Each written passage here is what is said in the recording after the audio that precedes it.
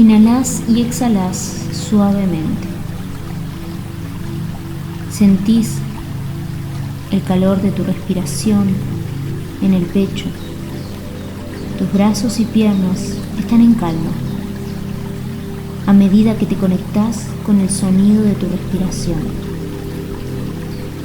Escuchás muy a lo lejos un murmullo de olas marinas, olas de mar, que rompen en la orilla de una playa.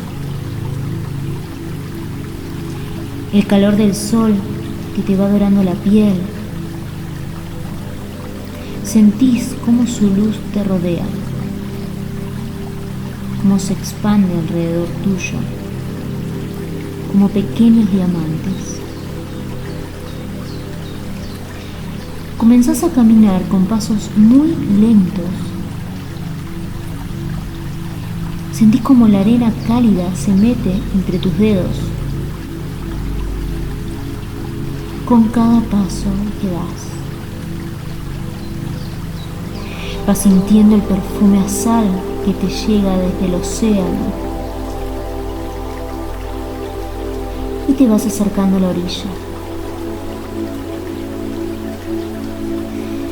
Sentís como el viento golpea más fuerte y cómo caen lentamente las pequeñas gotas de sal que rompen sobre tus pies.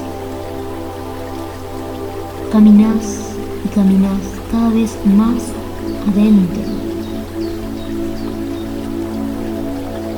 más adentro del agua, del mar, y las olas empiezan a cubrirte los tobillos. Un poco más adentro de las rodillas, tus caderas. Tus manos acarician la espuma de la sal, mientras con una inhalación profunda te hundís en el mar, cabeza adentro. Y mientras estás debajo, no existe ningún sonido más que la calma. Una vez que salís del agua, esa sensación continúa con vos, mientras ahora admirás la belleza de todo el paisaje que te rodea. El cielo azul, el sonido a murmullo, el sol brillante, la calidez del mar. Y de a poco vas saliendo, llegando a la orilla. Te sentás y contemplás desde afuera cómo el sol va secando las gotas en tu piel.